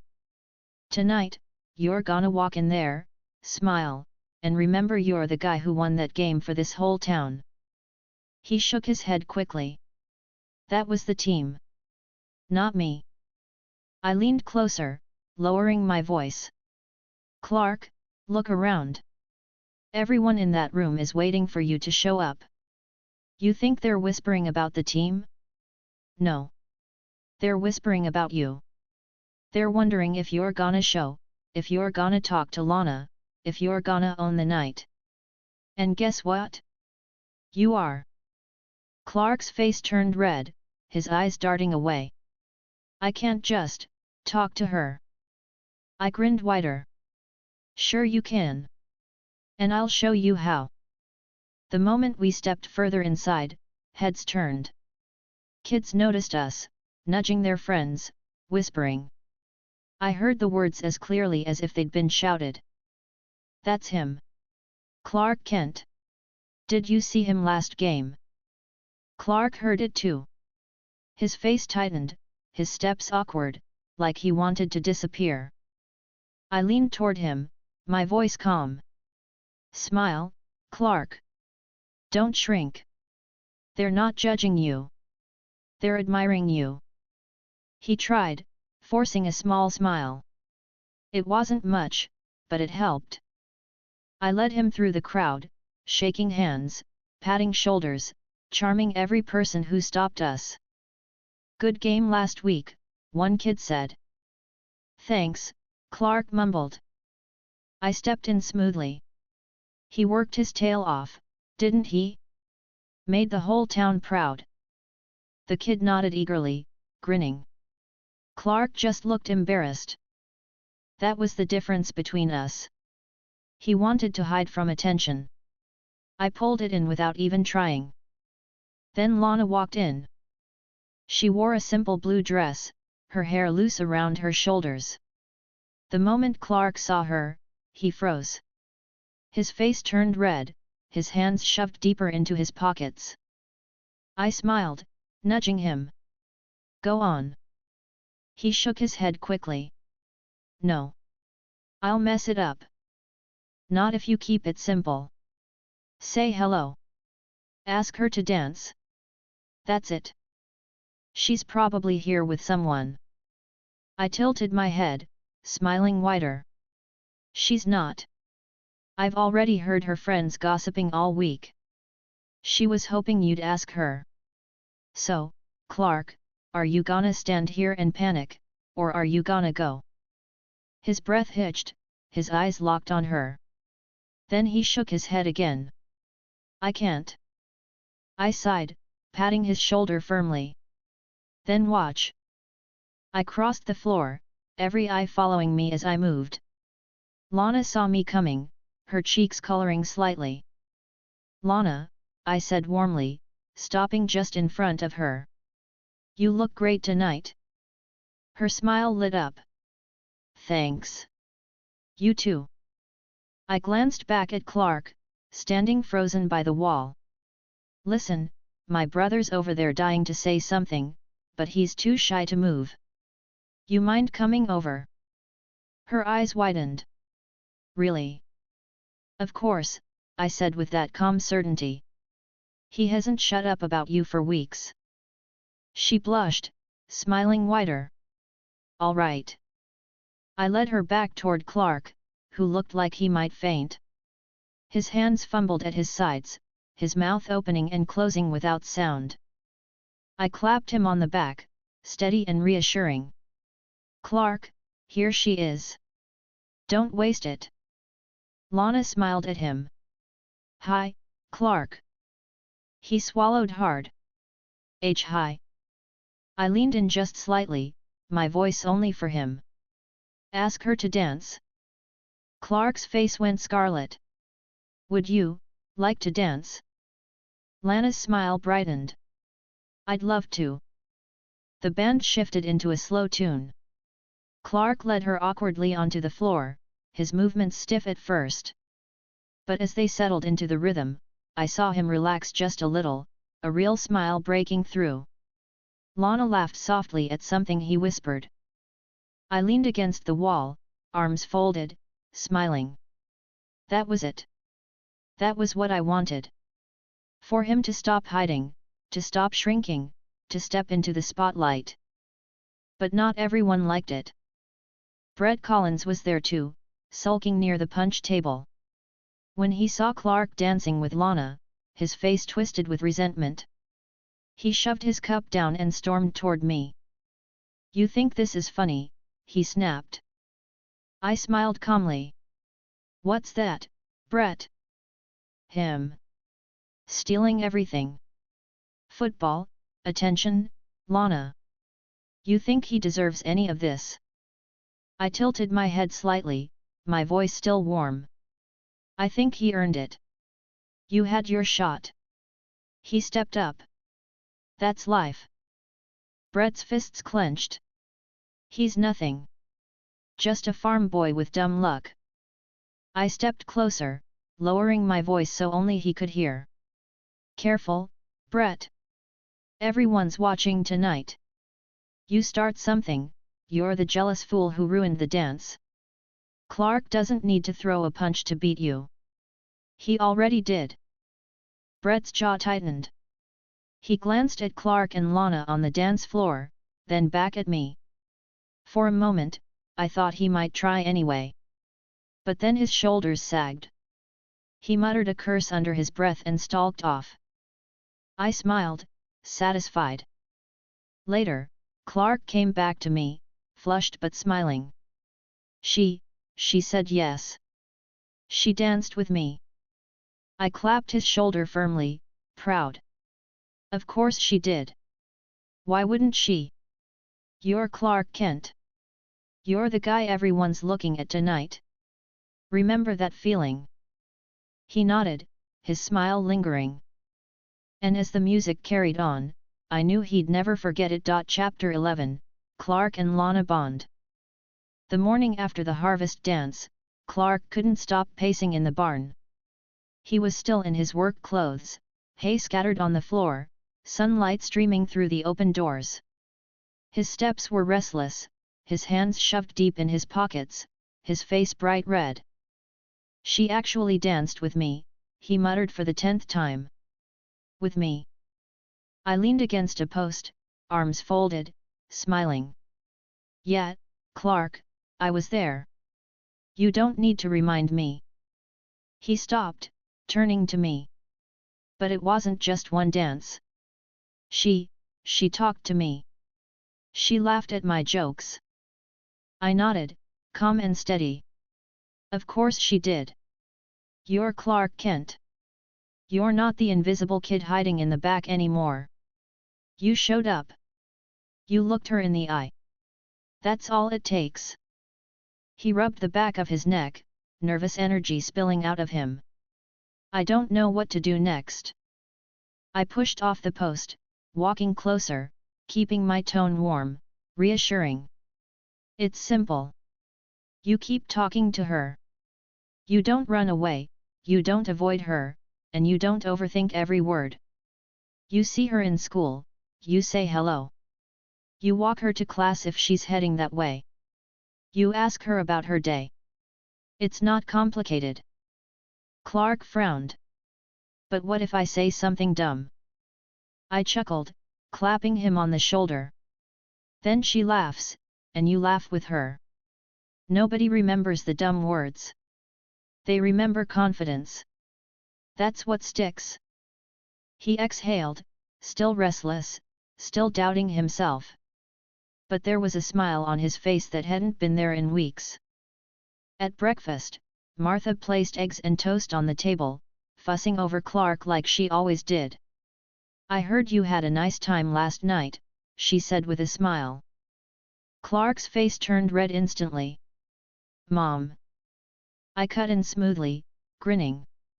He did. He danced, he smiled, he even made Lana Lang laugh. Whole school saw it. Martha beamed. That's wonderful, Clark. Jonathan sipped his coffee, saying nothing at first. Then, finally, he set the cup down. Just remember, son. Don't let it get to your head. She's a nice girl, but don't go rushing into anything. Clark nodded quickly. I know, Dad. I leaned back in my chair, smiling. He's fine. He's not rushing. He's just finally talking to her like he should have been doing years ago. Jonathan's eyes flicked to me, sharp, but he didn't say more. At school, the attention hadn't faded. Clark walked through the halls with whispers following him, kids still congratulating him on the game, on the dance, on being seen with Lana. It made him shrink, but it made me shine. Morning, Clark, Lana said as she walked up to him by his locker, smiling warmly. Clark froze, books in hand. Morning. I stepped in smoothly, grinning. Morning, Lana. How's your day starting out? Her smile brightened. Pretty good. We've got a science test later, though, so ask me again after that. I chuckled. If anyone's passing that test, it's you. Don't worry. She laughed softly, brushing her hair back. Thanks. Clark looked like he wanted to melt into the floor. He muttered, good luck, and immediately looked down at his shoes. I clapped him on the back. Smooth, Clark. Real smooth. Lana giggled, clearly charmed despite his awkwardness. I'll see you guys in class. She walked off, her friends whispering behind her. When she was gone, Clark groaned, burying his face in his hands. I sounded like an idiot. I leaned in, calm and steady. No, you didn't. You showed up. You spoke. That's all that matters. And she laughed, Clark. She's not laughing at you, she's laughing because she likes you. Don't forget that. Later that week, the school held a pep rally. The bleachers were packed, the band playing, cheerleaders leading chants. Clark sat stiff beside me while the principal praised the football team, calling out names one by one. When Clark's name came up, the cheers were louder than anyone else's. Kids stomped their feet, clapped, shouted his name. Clark's face went red, his hands gripping his knees tight. I leaned over, my voice calm. That's your crowd, Clark. They're not booing you. They're not angry. They love you. Learn to love it back. He shook his head quickly. It feels too much. I smiled. Then let me take some of it. When the rally ended, kids swarmed around. Some shook Clark's hand, some clapped his back. But when I stepped forward, smiling wide, calm and commanding, their attention shifted naturally to me. I made jokes, I praised the team, I turned every moment into a laugh. And Clark? He relaxed, the spotlight dimming just enough for him to breathe. That was the balance. I thrived in it. He needed space. And I gave it to him. That evening, as chores wound down, Clark and I sat on the porch, the air cool with crickets chirping in the fields. He leaned forward, elbows on his knees, his face thoughtful. She said she wants to study together, he said quietly. I smiled. Good. That's perfect. You get time with her, and it's not even awkward. It's natural. You sit, you talk, you let her see you. That's all it takes. He looked at me, nervous. What if she finds out? What if I mess up, and she sees something I can't explain? I leaned back in my chair, calm and certain. Then I cover for you. Like I always do. Clark, you don't need to be afraid of Lana. She likes you. She wants to be around you. If anything slips, I'll make sure she never questions it. He nodded slowly, his shoulders relaxing. I reached over, patting his back firmly. Good man. Now quit worrying. You've got this. When the weekend came, Lana showed up at the farm with her books. Martha welcomed her with warm smiles, offering cookies and milk. Jonathan kept his distance, watching with quiet suspicion. Clark and Lana sat at the kitchen table, books spread out, notes scribbled. Clark stumbled over explanations, but Lana smiled at him anyway, laughing softly when he fumbled. I leaned against the doorway, arms folded, smiling. Whenever Clark got too awkward, I stepped in with a calm comment, a quick joke, turning the moment easy again. It wasn't long before Lana laughed freely, relaxed, comfortable. And Clark looked at her like he couldn't believe any of it was real. Later, after she left, Martha fussed over Clark with that motherly glow. She's a lovely girl, Clark. I think she likes you. Clark blushed, smiling sheepishly. Maybe. Jonathan said nothing. He just looked at me with that same sharp suspicion. I smiled back, calm and steady, unbothered. Because I knew where this was heading. Clark was finally stepping into his own. And I was making sure of it. Chapter 12, Jonathan's breaking point. The barn was quiet that night. The lantern above the workbench cast a soft glow across the wooden walls, shadows stretching through the stalls. The smell of hay and oil hung in the air. Clark was inside the house with Martha, probably still replaying his study session with Lana for the 100th time in his head. I stayed behind in the barn, leaning against one of the beams, arms crossed, listening to the night sounds outside. Crickets. The faint hum of the windmill. The steady heartbeat of the house across the yard. Then came the heavy sound of boots on wood. Jonathan stepped inside, closing the barn door behind him. He didn't speak right away. He just stood there for a moment, watching me. His shoulders were stiff, his jaw tight. I smiled instantly, voice light and calm. "Evening, Dad." "Couldn't sleep." His answer was sharp. "We need to talk." I tilted my head slightly, still smiling. "Sure." "About what?" He walked closer, the boards creaking under his boots. "About you. About the way you've been pushing your brother. About the way you've been talking to him. I've let it go long enough.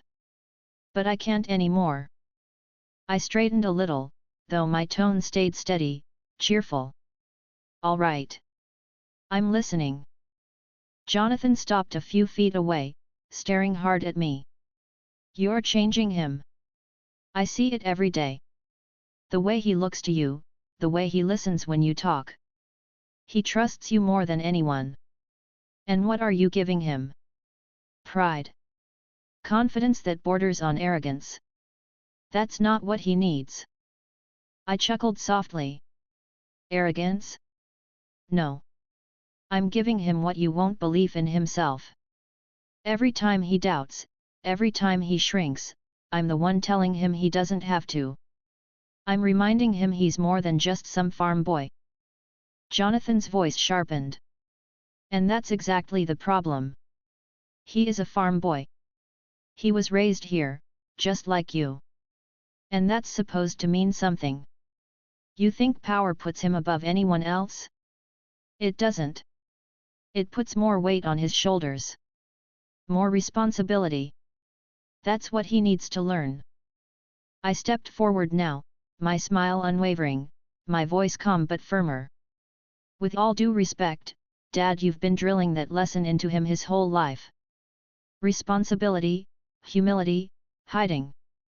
And what's it done? Made him scared of his own shadow. Scared to talk to a girl. Scared to take a step without worrying he'll break something. That's not living. That's prison." Jonathan's eyes burned into mine. "That fear keeps people safe. It keeps him safe. It keeps this family safe. You take that away, and one mistake, just one, changes everything. The world isn't ready for what he is." I didn't flinch. My tone stayed calm, even cheerful.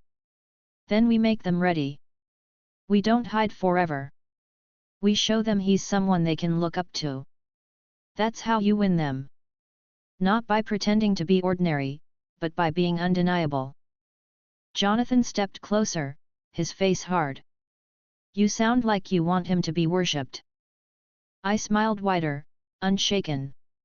"I want him to be seen. There's a difference." He jabbed a finger at me. "No. You want him to stand above everyone else. You want him to believe he's better. And if he believes that, he'll stop seeing people as people. He'll see them as less. And when that happens, when he forgets that he's just a man like anyone else, he becomes dangerous." I let the silence stretch before answering, my tone slow, steady, calm. "Clark is already dangerous, Dad. Whether you admit it or not.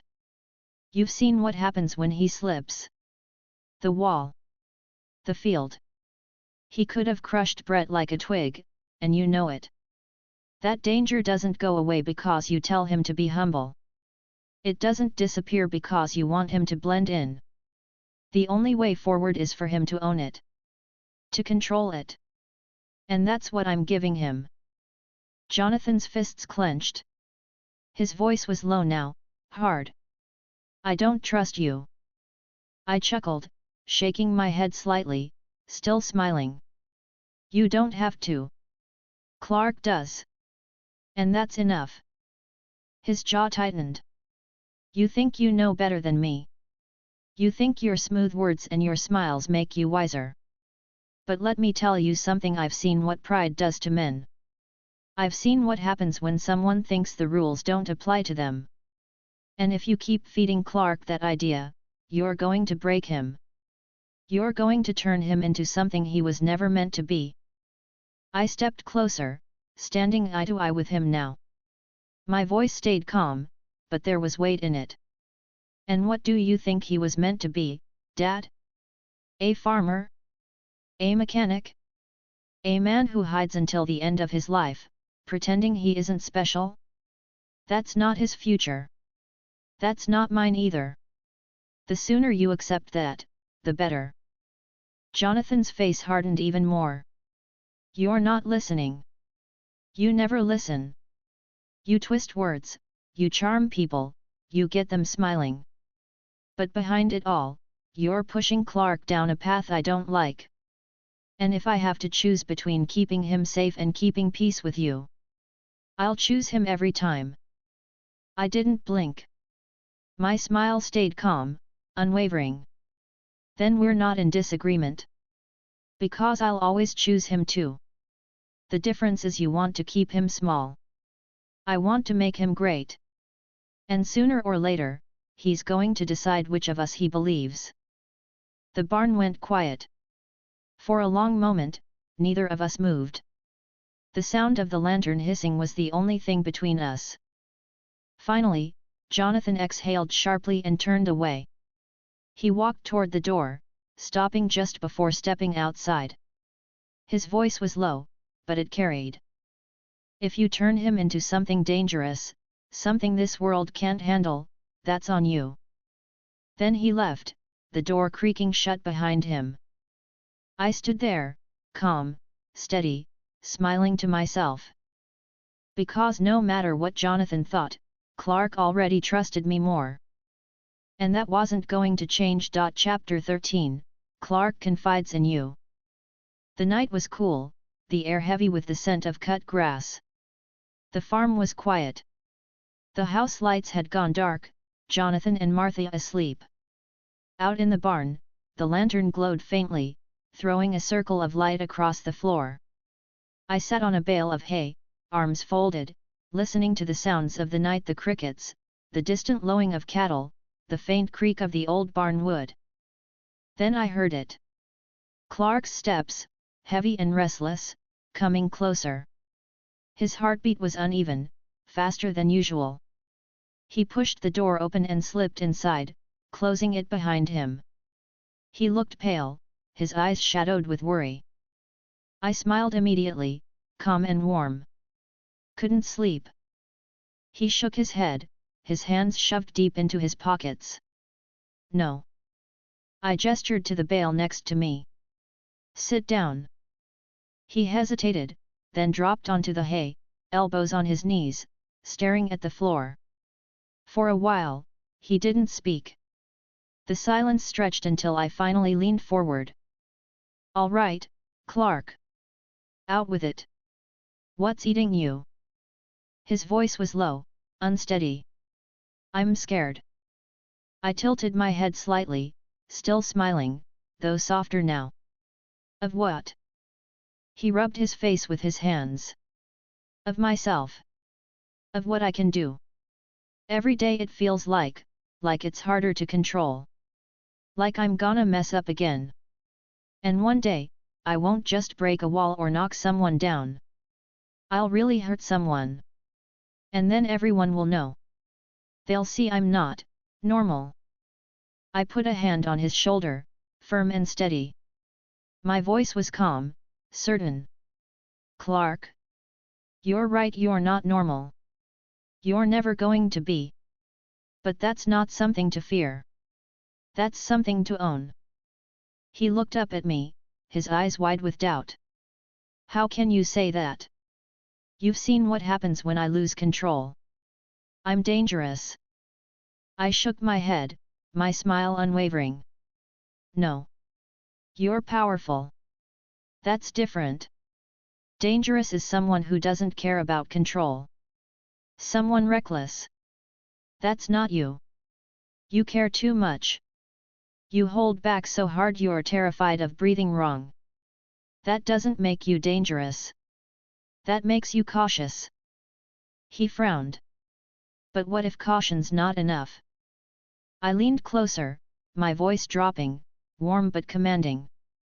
Then you've got me. I've told you before, Clark, you slip, I cover. You make a mistake, I fix it. You don't have to carry this alone. Not while I'm here. His eyes searched mine, uncertain. But I can't always rely on you.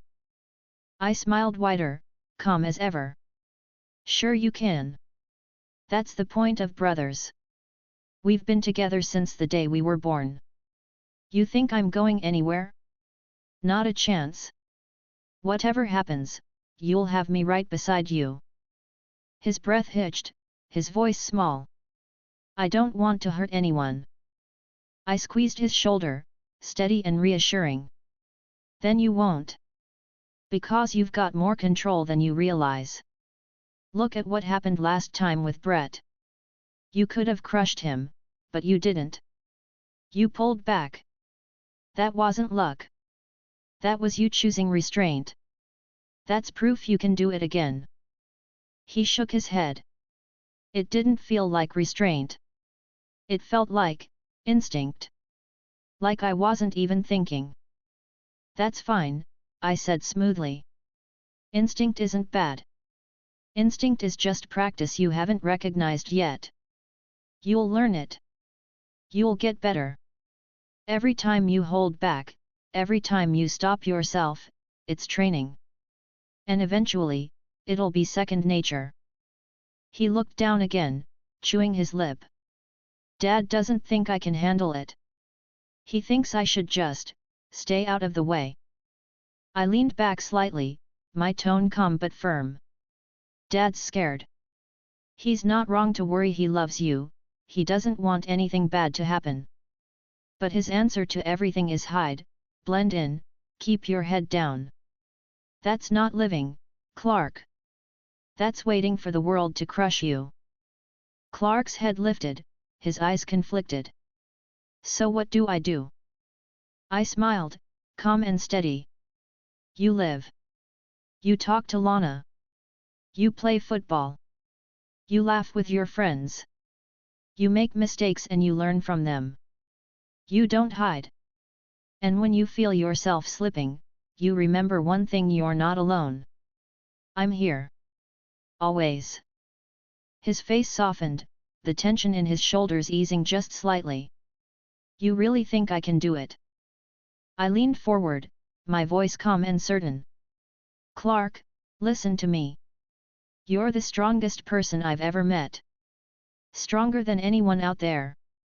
You've already proven you can hold back. And with me watching your back, there's nothing to be afraid of. You've got this. You've always had this. For the first time that night, he smiled faintly. Thanks. I patted his back firmly. That's what I'm here for. Now get some sleep. You've got another day tomorrow, and trust me, it'll be fine. He nodded slowly, standing and heading for the door. He paused before stepping outside, glancing back at me. I don't know what I'd do without you. I smiled, steady, calm. Good thing you'll never have to find out. He gave a small nod and walked out into the night. I sat back on the hay, listening to his footsteps fade. He trusted me completely. And I intended to keep it that way. Chapter 14, Testing the Edge of Power. The forest was quiet at night. Trees pressed in on every side, tall and heavy, their branches stretching overhead. The moonlight cut through in patches, scattering pale light across the dirt. Out here, away from the farmhouse, away from the town, nobody could see me. Nobody could hear me. That was the point. I came out here to work. To remember. To test. Clark never wanted to. He thought using what we had was dangerous, thought even practicing was a risk. But me? I wasn't going to waste time hiding. I needed to know exactly what I was working with. I stepped into the clearing, rolling my shoulders, breathing deep. Then I started listing it out in my head. Homelander's abilities. Superman's abilities. They overlapped, sure, but there were differences. If I had them both, I needed to know where the edges were. All right, I said out loud, my voice calm and steady, carrying in the silence of the trees. Let's see what we've got. Strength. That came first. The simplest. The most obvious. I crouched, pressing my hands under a boulder half buried in the dirt. It was heavy, easily a few tons, but my arms tensed and the earth cracked as I lifted it like it was nothing. I hoisted it over my head, the weight meaningless, then hurled it across the clearing. It smashed through 3 trees before crashing into the ground, shaking the forest floor. I smiled, calm, satisfied. Good. Stronger than Homelander. Closer to Clark. Hearing. I closed my eyes. At first, it was just the forest, the rustle of leaves, the distant flutter of wings. But then I pushed further. My hearing stretched past the trees, past the fields. I caught the faint creak of the farmhouse porch, the low hum of a tractor cooling in a shed half a mile away, the muffled heartbeat of a cow sleeping in the pasture. It was all there. Too much, too loud, until I pulled it back. Tight. Controlled. I smiled again. Sharper than Homelander. Clearer. Vision. First, the normal. I focused on the trees, and suddenly I could see the smallest details, the grooves in the bark, the veins in a leaf fluttering in the breeze. I pushed harder, and the world shifted. X-ray. The forest peeled away layer by layer, trunks turning transparent, the bones of animals visible as they scurried through burrows. I blinked, pulling it back. Heat vision came next. I narrowed my eyes at a dead tree stump. The red glow built until beams cut through the air, striking the wood. In an instant, it burst into flame. I let it burn, then extinguished it with a steady breath of air colder than ice. I chuckled. That's all here. Both sides. No problem. Flight. I crouched, then pushed upward, the ground cracking beneath me. My body shot into the air, past the treetops, past the canopy, until the whole forest stretched below me like a sea of black and green. The wind tore at my clothes, but I held steady, hovering easily. Homelander could fly, yes. Superman could fly faster. So I pushed forward. The trees blurred beneath me, the air snapped against my ears, and in seconds I was miles away. I stopped on a dime, hanging still above the world, then shot back, landing in the clearing without a stumble. I smiled, calm as ever. Faster than Homelander. Still room to push. Breath. I inhaled deep, then exhaled hard. The blast of air ripped through the clearing, tearing branches from trees, flattening the grass for yards. I narrowed it, controlled it, and the force was sharp enough to split bark from a trunk. Cold breath followed. I inhaled again, then exhaled slow, focused. Frost spread across a log, ice cracking over its surface until it was frozen solid. I tapped it with a finger. It shattered. Check, I said simply. Durability. That one needed testing. I pulled a hunting knife from the waistband of my jeans, the kind Jonathan kept in the barn for chores. I pressed the blade against my palm and pushed. The steel bent before it even broke skin. I let out a calm laugh, tossing the useless knife aside. Yet. That's there too. Then I clenched a fist and punched the ground. The earth split in a clean line, the shock rattling through the clearing. My hand didn't feel a thing. Other senses. I tested smell, and the world lit up in new detail, the musk of animals, the faint tang of iron in the soil, the sweetness of cornfields miles away. Sight sharpened further, shifting into a kind of telescopic focus. I could see the flicker of a farmhouse light all the way across the valley, clear as day. Every sense was sharper than any human's. I stood in the clearing, arms crossed, smiling, calm and steady. Stronger than Homelander, I said out loud. Faster than Homelander.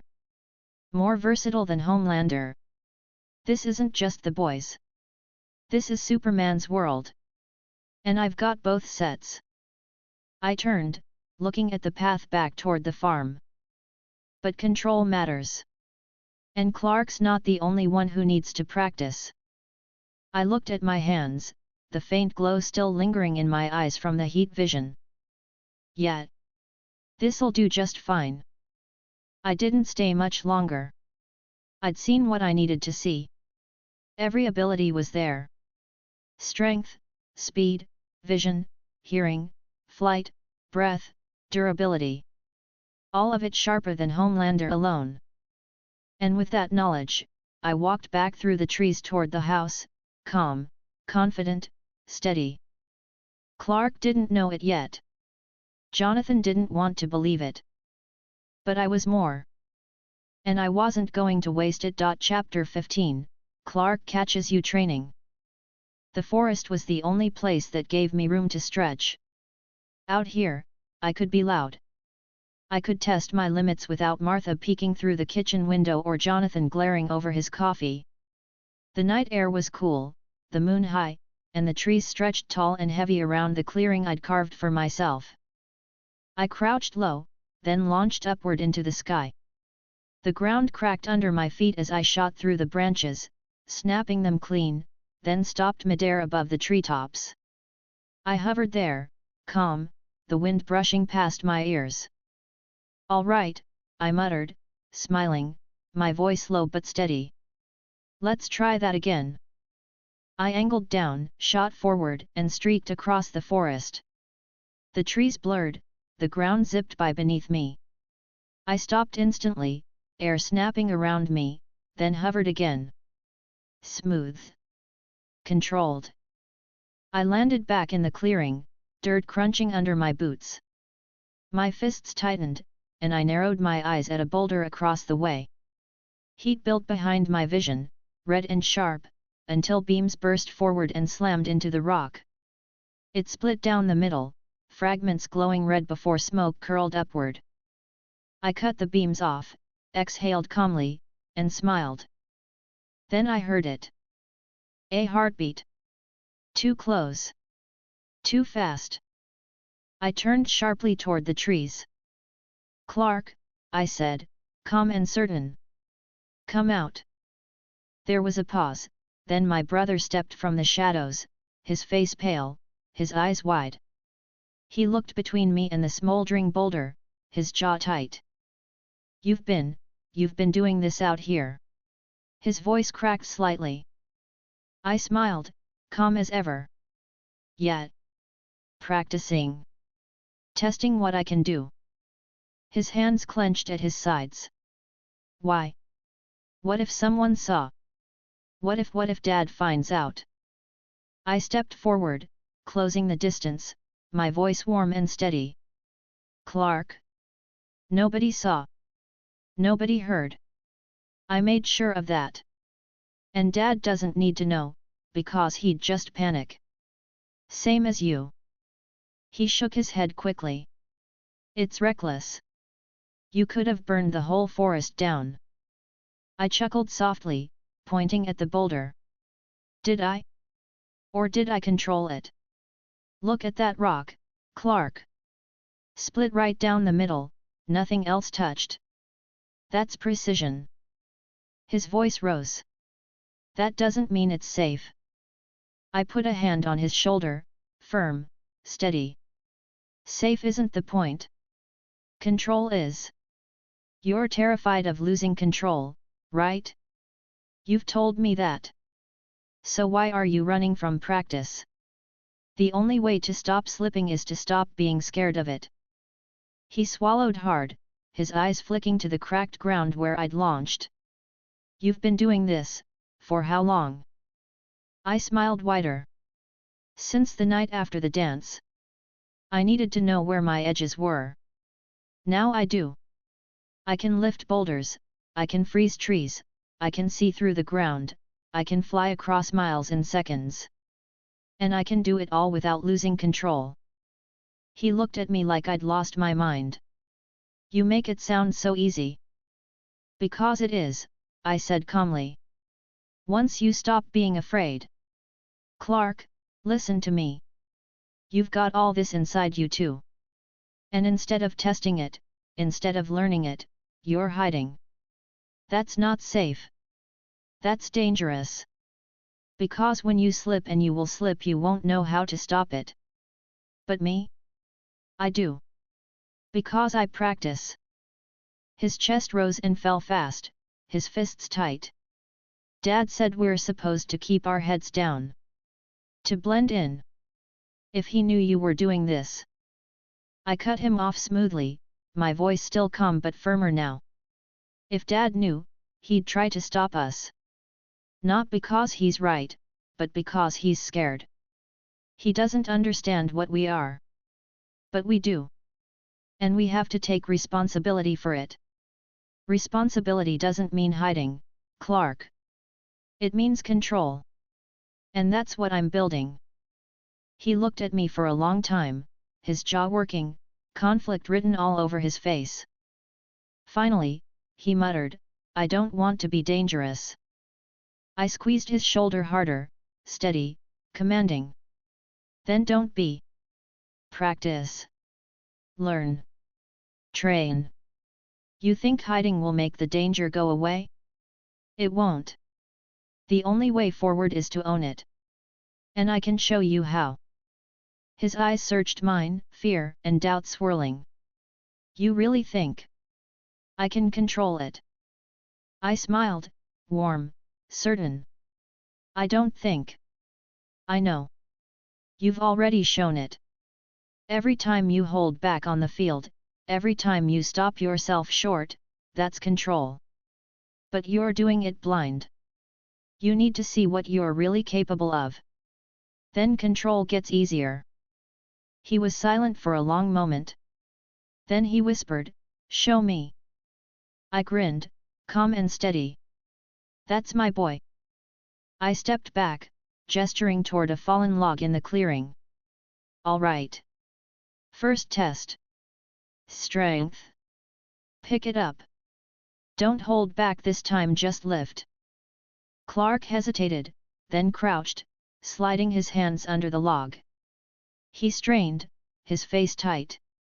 The ground cracked, and slowly, the log rose over his head. He stared at it, shocked at how light it felt in his grip. His voice trembled. "I barely tried." I clapped once, smiling. "Exactly. That's what I'm talking about. Now put it down carefully. No splinters, no smashing. Control." He lowered it slowly, setting it down without a sound. He exhaled hard, his eyes wide. "That felt different." "Because you stopped being scared of it," I said calmly. "That's the difference." Next, I pointed to the boulder I'd split. "Heat vision. You've felt it before, right? The burn in your eyes." He nodded nervously. "Good. Don't fight it. Focus it. Aim it. Don't try to hold back too much, just control where it goes." He swallowed, turned to the boulder, and narrowed his eyes. At first, nothing. Then a faint red glow lit behind his pupils. A moment later, beams shot forward, striking the rock and blasting it into shards. Clark stumbled back, panting, covering his eyes. "That was perfect," I said, clapping his shoulder. "Strong, clean, straight. And you stopped it when you wanted. That's control." He blinked, still shaken, but a smile crept across his face. I actually did it. Of course you did, I said warmly. You've had it in you the whole time. You just needed to stop pretending it wasn't there. We kept going. Flight. He managed to hover a few feet off the ground before panicking and dropping, but I steadied him with calm reassurance. Breath. He blew over a tree branch, sending leaves scattering, laughing nervously as he realized how easily it came. Every time he faltered, every time fear crept into his face, I was there with a hand on his shoulder, a calm voice in his ear, reminding him he was fine, reminding him he was stronger than he thought. By the time the night wore thin, Clark was standing straighter, his chest fuller, his eyes brighter. He looked at me, almost smiling. You really think I can handle this? I smiled back, calm, certain. Clark, you already are. You just needed someone to show you. And that's what I'm here for. Always. He nodded slowly, his face serious now. Then, will you keep training me? I chuckled, clapping his back. You don't even have to ask. When we walked back toward the farmhouse, the forest behind us scarred with cracked stone and frozen branches, Clark looked lighter than I'd seen him in months. And me? I was calm, steady, smiling. Because I had him exactly where I wanted him.